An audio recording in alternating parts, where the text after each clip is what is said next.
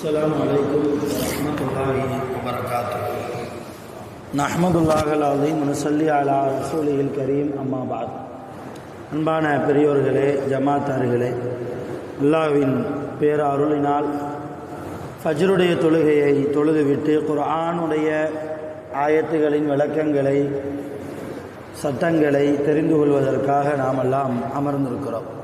ரப்பு சுப்ஹானஹு வ தஆலா நம்முடைய எல்லா அமல்களையும் பரிபூர்ணமாக ஏற்றுக்கொள்வானாக. ஆமீன். இன்றைய நாளை ரப்புல் ஆலமீன் பரக்கத்தும் ரஹ்மத்தும் நிறைந்த நாளாக முசீபத்துகளை விட்டும், உலகத்தின் ஆபத்துகளை விட்டும், திடீர் மரணங்களை விட்டும், நோய் நொடிகளை விட்டும் பாதுகாப்பு பெற்ற நாளாக அல்லாஹ் இந்த நாளை நமக்கு அமைத்து தருவானாக. ஆமீன். சங்கையானவர்களே, அராய்தல்லதி சூராவில் ஃபவைலுல் லில் முஸல்லீன் அல்லதீனஹும் அன் ஸலாத்திஹிம் சாஹூன், அதாவது யார் தங்களுடைய தொழுகைகளிலே கவனக்குறைவாக, அசால்ட்டாக, பொடுபோக்காக இருக்கிறார்களோ அப்படிப்பட்ட தொழுகையாளிகளுக்கு வயல் என்கிற நரகம் என்று அல்லாஹ் அராய்தல்லதி சூராவில் சொல்லியிருக்கிறான். அது குறித்து நேற்றைய தினம் எப்படி தொழ வேண்டும் என்பதை நாம் சில விஷயங்களை பகிர்ந்து கொண்டோம். அதனுடைய தொடர்ச்சியாக முழுமையாக தொழுகையை சார்ந்த விஷயங்களை பேசிவிட்டு நாம் அடுத்த வசனத்திற்கு சென்றால் நன்றாக இருக்கும். இப்போ எப்படி தொழ வேண்டும்? நிற்கிற போது கிபிலாவை முன்னோக்கி நிற்க வேண்டும். கால்களினுடைய விரல்கள் உள்பட கிபிலாவை முன்னோக்கி இருக்க வேண்டும். காலை வலது பக்கமும் இடது பக்கமும் இப்படி விரித்த நிலையிலோ அல்லது இப்படி சுருக்கிய நிலையிலோ வைக்காமல் இருக்க வேண்டும். அதே போன்று தக்பீர் கட்டுகிற போது தோல் புஜம் வரைக்கும் இரு கைகளுடைய உள்ளங்கைகளும் கிபிலாவை முன்னோக்கி இருக்கிற நிலையில் இப்படி வைத்து தக்பீர் கட்டுவதோ அல்லது இப்படி வைத்து தக்பீர் கட்டுவதோ கூடாது. கிபிலாவை முன்னோக்கி இருக்கிற நிலையில்தான் கைகள் இருக்க வேண்டும் என்றெல்லாம் நேற்று நாம் பார்த்தோம். அதே போன்று தக்பீர் கட்டுகிற முறை, இடது கையினுடைய மணிக்கட்டில் வலது கையினுடைய மணிக்கட்டை வைத்து, வலது கையினுடைய சுண்டு விரல் பெருவிரலை வைத்து, இடது கையை பிடித்து, வலது கையினுடைய 3 விரலையும் இடது கைக்கு மேலே இப்படி வைத்து தொப்புளுக்கு மேலோ அல்லது தொப்புளுக்கு கீழோ தக்பீர் கட்டுவது தான் கூடும். இதுவரைக்கும் நாம் தெரிந்திருக்கிறோம். அதே போன்று தொழுகையில் நிற்கிற போது எதிர் திசையில் பார்க்காமல் சஜிதா செய்யக்கூடிய இடத்தை தான் பார்க்க வேண்டும். உடம்பு முடியாதவர்கள், கழுத்து வலியில் இருப்பவர்கள், ரொம்ப நேரம் குனிஞ்சே பார்த்துட்டு இருந்தால் கழுத்து பெயினாக இருக்கும் என்பவர்கள் மாத்திரம் லேசாக நிமிர்ந்து பார்த்து கொள்ளலாம் என்பது வரைக்கும் நாம் நேற்றைய தினம் தொழுகையினுடைய சட்டங்களை தெரிந்திருக்கிறோம். இப்போ அடுத்து ருக்குவுக்கு போகிற போது அல்லாஹு அக்பர் என்று சொல்லி ருக்குவுக்கு போவோம். துணை சூரா ஓதி முடித்ததற்கு பின்னால் ஷாஃபி மதுஹபை சார்ந்தவர்கள் ருக்குவுக்கு போவதற்கு முன்னால் தக்பீரை அவிழ்த்து காது வரைக்கும் கைகளை கொண்டு போய் அல்லாஹ் அக்பர் என்று சொல்லிதான் ருக்குவுக்கு போவார்கள். ஆனால் ஹனஃபி மதுஹபை சார்ந்த நாம் அப்படி போகக்கூடாது. துணை சூரா ஓதி முடித்ததற்கு பின்னால் தக்பீரை அவிழ்த்து விட்டு நேரடியாக ருக்குவுக்கு போக வேண்டுமே தவிர காது வரைக்கும் கையை என்ன செய்யக்கூடாது, கொண்டு போகக்கூடாது. சரி, ருக்குவுக்கு போயிட்டோம். ருக்குவில் எங்கே பிடிக்கிறது கைகளை என்றால் முட்டுக்கால்களை பிடிக்கணும். முட்டுக்காலை எப்படி பிடிக்கிறது? லேசாக முட்டுக்காலுக்கு மேலே வச்சா போதுமா அல்லது அழுத்தி பிடிக்கணுமா என்றால் அழுத்தி தான் பிடிக்க வேண்டும். முட்டுக்காலை எப்படி பிடிக்கணும்? ருக்குவில் அழுத்தி பிடிக்கணும். சரி, அப்படி அழுத்தி பிடிக்கிற போது கைகளுடைய விரல்கள் எல்லாம் பொத்திய நிலைமையில் இருக்கணுமா, விரித்த நிலைமையில் இருக்கணுமா என்றால் விரித்த நிலைமையில் இருக்கணும். விரித்த நிலைமையில்னா எப்படி இங்கே தக்பீர் கட்டுறோம், 2 விரலையும் பிடிச்சி 3 விரலை மேலே வைக்கிறோமா இல்லையா, அதே நிலைமையில் தான் இப்படி ருக்குவுக்கு போகணும். ருக்குவுக்கு என்ன செய்யணும்? இந்த நிலைமையில் தான் போகணும். சரி, ருக்குவுக்கு போகிற ஒரு தொழுகையாளி தன்னுடைய பார்வையை எங்கே பார்க்கிறது என்றால் 2 காலுடைய பெருவிரலை தான் பார்க்கணும். 2 கால்களுடைய பெருவிரல். சஜிதா செய்கிற இடத்த பார்க்கக்கூடாது. சஜிதா செய்கிற இடத்தை எப்போ தான் பார்க்கணும்? தொழுகையில் கியாமில் நிற்கிற போது, அல்ஹம்து சூரா ஓதுகிற போது, துணை சூரா ஓதுகிற போது தான் சஜிதா செய்கிற இடத்த பார்க்கணும். ருக்குல இருக்கும்போது 2 கால்களுடைய பெருவிரலை பார்க்கணும். சுபஹான ரப்பியல் அலீம் ஓதுவோம். ஷாஃபி மதுஹபை சார்ந்தவங்களா இருந்தால் சுபஹான ரப்பியல் அலீம் வபிஹம்திஹி என்பதை எக்ஸ்ட்ராவாக சேர்த்துக்கிடுவாங்க. ஹனஃபி மதுஹபை சார்ந்தவங்க சுபஹான ரப்பியல் அலீம் என்று ஓதினாலும் போதும் தான், அல்லது ஷாஃபி மதுஹபை போன்று வபிஹம்திஹி என்கிற வார்த்தையும் சேர்த்து ஓதினாலும் தொழுக கூடும், தவறில்லை. சமி அல்லாஹு லிமன் ஹமிதா எந்திரிச்சிருவோம். சமி அல்லாஹு லிமன் நிறைய பேரை நான் தொழுகையில் கவனிக்கிறேன். நீங்கள் சுன்ன தொழுவும் போது சமி அல்லாஹு லிமன் ஹமிதான்னு நேரம் மேலே பார்க்குறீங்க. சில பேர் கூடாது. அதுமாதிரி சமி அல்லாஹு லிமன் ஹமிதா இப்படி செய்கிறீங்க, துவா கேட்குற மாதிரி கூடாது.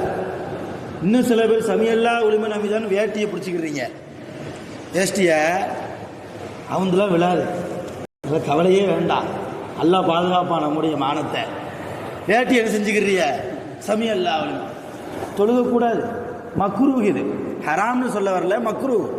மக்ரூஹான காரியத்தை தொடர்ந்து செஞ்சால் ஹராமுடைய அந்தஸ்து. நேற்றைய தினமே நான் சொல்லியிருப்பேன். இப்போ இது தொழுகையில் தொடர்ந்து வறுமையானால் ஹராமுடைய அந்தஸ்தில் போயிடும். ஹராமுடைய அந்தஸ்தில் தொழுகையில் ஒரு செயல் போயிருச்சுன்னா தொழுகையே கூடாமல் போயிடும், பாத்திலாக போயிடும். தொழுகை சிஹத் ஆகாது, கூடாமல் போயிடும். அதனால் சமி அல்லாஹு லிமன் ஹமிதான்னு சொல்லும் போது எங்கே தான் பார்க்கணும்? சஜிதா செய்யக்கூடிய இடத்தை தான் பார்க்க வேண்டும். அல்லது கொஞ்சம் தலையை உயர்த்தி வேணால் பார்த்துக்கலாம். ரொம்ப தலையை என்ன செய்யக்கூடாது? வானத்தை பார்க்குற அளவுக்கு பார்க்கக்கூடாது. சரி, அடுத்து இப்போ சமி அல்லாஹு லிமன் ஹமிதா வந்து சஜிதாவுக்கு போகுமா இல்லையா? எப்படி போகிறது? நிறைய பேர் சஜிதாவுக்கு போகும்போது எடுத்த உடனே கையை தான் வைப்பாங்க. அல்லாஹு அக்பர் வைக்கக்கூடாது. சஜிதாவில் போகிற போது முதலாக பூமியில் படக்கூடிய உறுப்பு முட்டுக்கால்கள். முட்டுக்கால்கள் முதல்ல வரும். அதுக்கப்புறம் தான் 2 கைகள், அதற்கப்புறம் நெத்தி, மூக்கு. இப்படி தான் சஜிதாவுக்கு போகணுமே தவிர எடுத்தெடுப்பில் ரசூலுல்லாஹ் சொன்னாங்க, நீங்கள் சஜிதாவில் ஒட்டகம் அமர்வது போன்று அமர வேண்டாம். ஒட்டகம் உட்காருவது போன்று என்ன செய்ய வேண்டாம்? உட்கார வேண்டாம். ஒட்டகம் தான் முதல்ல என்ன செய்யும்? கால்களை முன்னாடி, கைகளை முன்னாடி வைக்கும். முன்பகுதியில் உள்ள 2 கால்களை முன்னால் வைக்கும். அந்த மாதிரி என்ன செய்ய வேண்டாம்? நீங்கள் கையை முதல்ல முற்படுத்த வேண்டாம், கால்களைத்தான் முற்படுத்தணும். ஹதீஸில் தெளிவாகவே வருது, ஆதாரப்பூர்வமான ஹதீஸ். நீங்கள் சஜிதாவுக்கு போகிற போது சஹாபாக்கள் அறிவிக்கிறாங்க, கால்களுக்கு முன்னால் கைகளை முற்படுத்துங்கள். புகாரியில் பதிவு செய்யப்பட்ட ஆதாரப்பூர்வமான ஹதீஸ். அப்போ அப்படித்தான் நம்ம என்ன செய்யணும்? சஜிதாவுக்கு போகணும். சரி, சஜிதாவுக்கு போயிட்டோம். சஜிதாவில் போய் சுபான ரப்பியல் அலா, ஷாஃபி மதுஹபா இருந்தால் வபிஹம்தியை சேர்த்துக்கிடுவாங்க. நம்மளும் வபிஹம்தியை சேர்த்துக்கிட்டால் தப்பு ஒன்றும் இல்லை, தொழுகை கூடும் தான். சரி, சஜிதாவில் போய் எங்கே பார்க்கறது? யாராவது சொல்லுங்கள். மூக்கை பார்க்கணும். சஜிதாவில் எங்கே பார்க்கணும்? கண்ணை பொத்திக்கிட்டு இருக்கக்கூடாது, தூங்கிடக்கூடாது. அதே மாதிரி சில பேர் நெத்தியை மட்டும்தான் வைக்கிறது, மூக்கு படுறதே இல்லை. நெத்தியை மட்டும் வச்சுக்கிட்டு மடிப்பகுதியை, வயிற்று பகுதியை பார்க்குற மாதிரி தன்னுடைய பார்வையிலே ஆக்கி கொள்வார்கள். இதெல்லாம் சஜிதாவில் கூடாது. சஜிதாவில் நம்முடைய பார்வை மூக்கினுடைய நுனியின் மீது தான் இருக்கணும். அப்போ தான் தொழுகையில் ஓர்மை வரும். அப்போ தான் தொழுகையில் என்ன வரும்? ஓர்மை வரும், ஒரு விதமான தக்குவா வரும். நீங்கள் செஞ்சு பாருங்கள், இன்ஷா அல்லாஹ் வரும். அதே போன்று சஜிதாவுக்கு போகிற போது, சஜிதாவில் இருக்கிற போது உங்களுடைய 2 கையும் எங்கே வைக்கிறது? சில பேர் எங்கே வைக்கிறோம் அப்படின்னா, தோல் புஜத்துக்கு நேராக வைக்கிறோம். தோல் புஜத்துக்கு நேராக வைக்கிறோம். அவர் கை இங்கே இருக்கும், தலை அங்கிட்டு இருக்கும். கூடாது, சஜிதா கூடாது. அப்போ கையை எங்கே வைக்கணும்? 2 காதுகளுக்கும் நேராக வைக்கணும். 2 காதுடைய இந்த சோனை இருக்கு இல்லையா, இந்த சோனைகளுக்கு நேராக என்ன செய்யணும்? வைக்கணும். அதே போன்று சஜிதாவில் இருக்கிற போது விரல்களை விரிக்கக்கூடாது. சஜிதாவில் இருக்கும்போது விரல் என்ன செய்யக்கூடாது? விரிக்கக்கூடாது. பொத்திய நிலைமையில் தான் சஜிதாவில் வைக்கணும். அதே போன்று சஜிதாவில் இருக்கிற போதும் கூட இப்படிலாம் போகக்கூடாது. சஜிதாவுக்கு அப்பவும் விரல் எதை தான் முன்னோக்கி இருக்கணும்? கிபிலாவை முன்னோக்கி தான் இருக்கணும். விரல்களை என்ன செய்யக்கூடாது? கைகளை சாட்சி வச்சுக்கிட்டு தன் முகத்தை பார்க்க சாட்சி வைப்பதோ அல்லது இப்படி விரித்து வைப்பதோ தொழுகையில் சஜிதா கூடாமல் போயிடும். நல்லா கவனிச்சுக்கோங்க பெரியோர்களே. தொழுகையில் சஜிதா கூடாமல் போய்விட்டால் தொழுகையே கூடாது. ருக்கு நீங்கள் கரெக்டாக செய்கிறீங்க, அத்தகையாத்து கரெக்டாக ஓதுறீங்க, குரான் உச்சரிப்பு அழகாக ஓதி தொழுவுறீங்க, இருந்தாலும் சஜிதா உங்களுக்கு கூடலைன்னு வைங்க, உங்கள் ஒட்டுமொத்த தொழுகையும் பாழா போயிடும், கூடாது. அதே போன்று சஜிதாவில் இருக்கும்போது காலுடைய விரல்கள் இருக்கு இல்லையா, சில பேர் பார்த்தா ஒரு காலுக்கு மேலே ஒரு கால் இப்படி படுத்துருப்போம், கூடாது. சில பேர் இப்படி வச்சுருப்போம், விரல்களை காலுடைய விரல்களை இப்படி பூமியில் படுற மாதிரி இப்படி வச்சுருப்போம், அதுவும் கூடாது. விரல்களை மடிக்கணும், விரல்களை கிபிலாவை முன்னோக்கியவாறு என்ன செய்யணும், நீங்கள் சஜிதா செஞ்சு விரல்களை மடித்து பாருங்கள், கை விரலை சொல்ல கால் விரல் மடிக்கணும். அப்படி மடித்து பார்த்தா கிபிலாவை முன்னோக்கி வரும். கூடுமான அளவுக்கு மடிக்கணும்.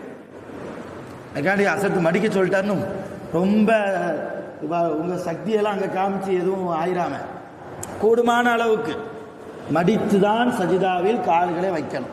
அதே போன்று ஒரு கால் இங்கிட்டு இன்னொரு கால் இங்கிட்டு, ரெண்டு காலுக்கு மத்தியில் கேப் என்ன செய்யக்கூடாது, சஜிதாவின் போது இருக்கக்கூடாது. ரெண்டு காலும் பக்கத்து பக்கத்தில் தான் என்ன செய்யணும், இருக்கணும். கவனிங்க, தலை சுத்துதா, என்ன தொழுகிறோம், எப்படி தொழுகை கூடும், நிறைய இருக்கு இது போன்ற சட்டங்கள் எல்லாம் தொழுகையில். அதே போன்று சிறு இருப்பில் இருக்கிற போதும் அத்தகையாத்தில் இருக்கிற போதும் ரெண்டு கால் இப்படி எக்ஸ் மாதிரி போட்டு மேலே உட்காரக்கூடாது, தொழுகக்கூடாது. அத்தகையாத்தில் மக்ரூஹ் அது. அதே போன்று ஒரு இடது காலின் மீது உட்கார்ந்து பித்தட்டை வச்சு இடது கால் மேலே உட்கார்ந்துட்டு வலது காலை இப்படி படுக்க போடுறது, அதுவும் மக்ரூஹ். வலது காலை என்ன செய்யணும், விரல்களை நல்லா மடித்து வலது காலை நட்ட வைக்கணும்.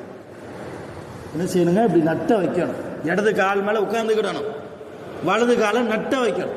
சரி, சஜிதால உட்கார முடியல ஹஸ்ரத், காலிலேயே உட்கார முடியாது அப்படிங்கிறவங்களுக்கு பரவாயில்ல, அவங்களுக்கு இந்த சட்டம் பொருந்தாது, அவங்களுடைய தொழுகை கூடும். ஆனால் சஜிதால அத்தகையாத்தில் சிறு இருப்பில் உட்காருகிற அளவுக்கு சக்தி உடையவர்கள் வலது காலை நட்ட வச்சு தான் உட்காரணும். நட்ட வைக்கிற போது தன்னுடைய 5 விரல்களும் என்ன செய்யணும், கிபிலாவை முன்னோக்கியவாறு மடக்கி வச்சு தான் உட்காரணும். இவ்வளோ தொழுகையினுடைய ஷரத்துகள் ஹுக்கும்கள் எல்லாம் இருக்கிறது. இந்த ஹுக்கும்கள் தெரியாமல் யார் தொழுகிறாரோ அவர்தான் தொழுகையில் கவனக்குறைவோடு தொழுபவர். இப்படி கவனக்குறைவோடு யார் தொழுவாரோ அவருக்குத்தான் வயல் என்கிற நரகம். அதைத்தான் அல்லாஹ் சொல்றான். இப்போ இவ்வளவு தொழுகை சார்ந்த சட்டங்கள் நாம் தெரிய வேண்டியது இருக்கு, இன்னும் நிறைய இருக்கு.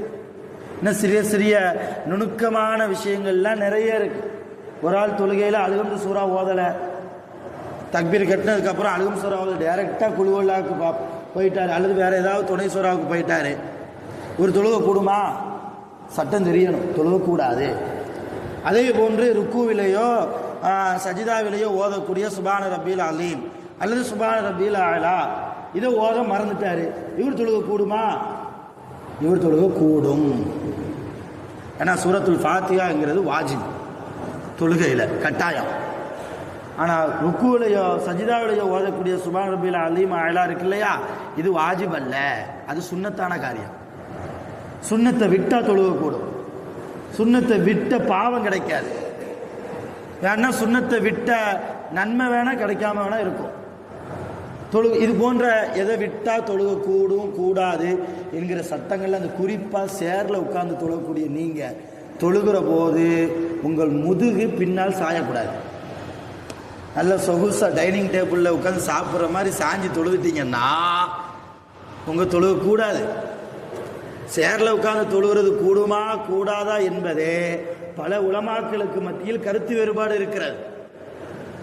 இருந்தாலும் உங்களுடைய உடல்நிலை சூழ்நிலையை கவனித்து நீங்கள் சேரில் உட்கார்ந்து நாற்காலியில் உட்கார்ந்து தொழுவதாக இருந்தாலும் கூட சேருடைய நுனிப்பகுதியில் தான் நீங்கள் உட்காரணுமே தவிர நல்ல சொகுசா சாஞ்சி என்ன செய்யக்கூடாது, உட்கார்ந்து தொழுதால் தொழுகை கூடாது, மக்ரூஹது.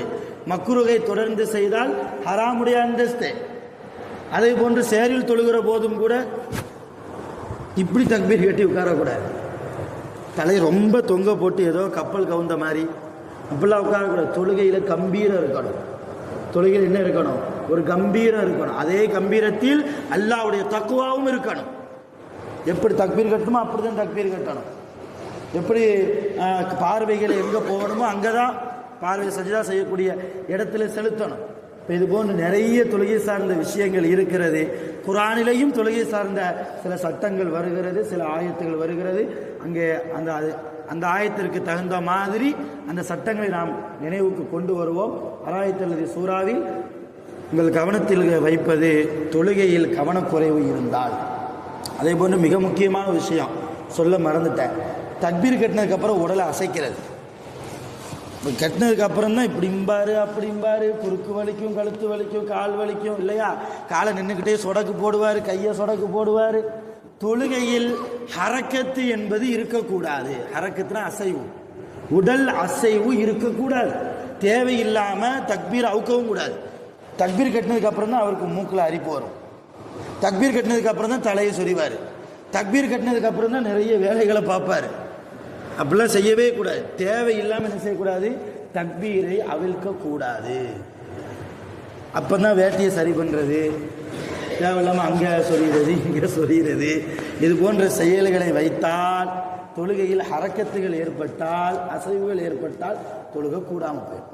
இதையெல்லாம் ஜமாத்தார்கள் கவனத்தில் வைத்து நம்முடைய தொழுகையை பேணி தொழுது கொள்வோம். ரப்பு சுப்ஹானஹு வ தஆலா நம்முடைய தொழுகைகளை, வணக்கங்களை முழுமையாக ஏற்றுக்கொள்வானாக. தொழுகையினுடைய வணக்கங்களுடைய சட்டங்களை தெரிந்து அறிந்து புரிந்து விளங்கி தொழக்கூடிய, வணக்கத்தில் ஈடுபடக்கூடிய பாக்கியவான்களாக ரப்புல் ஆலமீன் நம் அனைவர்களையும் ஆக்கி அருள் செய்வானாக. வாஹிரு தஅவானா அல்ஹம்துலில்லாஹி ரப்பில் ஆலமீன்.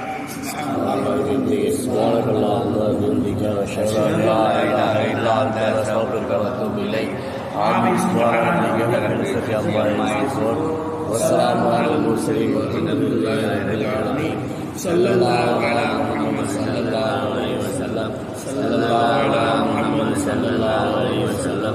صلى الله على محمد يا رب صل